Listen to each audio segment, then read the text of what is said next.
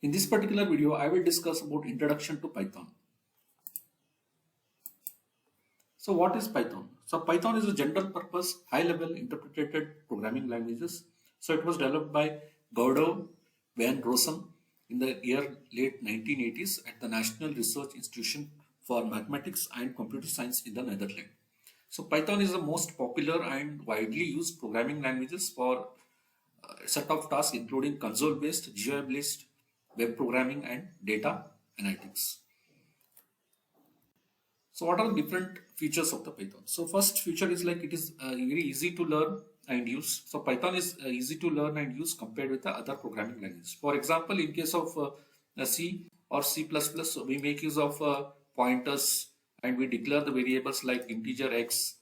So no need of declaration here. Directly we can assign the whatever value you want. So it is very easy to use when you compare with the other programming languages like C or C++, and it is a user friendly and it is a high level programming languages. So it is a interpreted language. So means line by line translation will happen.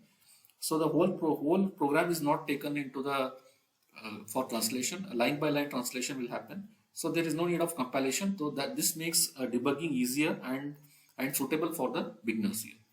And the third one is like the cross-platform languages. So it is able to run on different platforms such as Windows, Linux, and Mac OS. So you can say that the Python is a portable languages.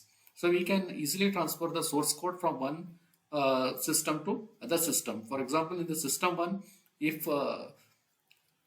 this is a Windows here, and if I can transfer the same code to the one more system where Mac OS is residing. So this makes it more portable language.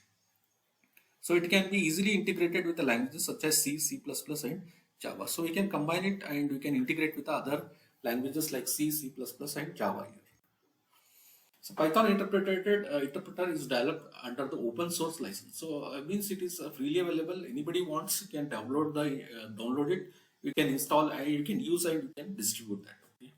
So it supports object-oriented language. So it supports both procedural as well as object-oriented languages. So because it supports all the OOPS concepts, so it is very easy to use, and also it provides all the features of the OOPS.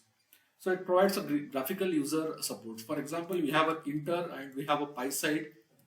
So that those interfaces can be used to develop the GUI, and it makes user very easy to use the system. So what are the different Python applications? So Python is a leading language in AIML because of its simplicity, robust selection of the libraries. So what are the different applications that have been listed below here? One is like we have a web development, and we have a game development, and we have artificial intelligence. We have audio and visual applications, data analysis and data visualization, web scraping, desktop GUI, operating system, CAD applications, and business applications. So what is the first we are speaking, the web development. So what are the different applications we have having the web development? We have a Django and we have a Flask here. So these applications can be used to develop the websites as well as to develop the server-side applications. So frameworks such as TensorFlow, Keras, Skitlearn, and PyTorch provide the developers with the tools to build and train the machine learning models. So it can be used to develop the AI-powered application for predictive analysis, recommendation engines, facial recognition, and natural language processing. So what about data analysis and visualization? So tools for collection and analysis and visualizing the larger data sets. So pandas and NumPy libraries are widely used for the data manipulation, cleaning, and numerical computations. So it can also be used in web development. Here it is listed below. So the first is like Django as well as Flask.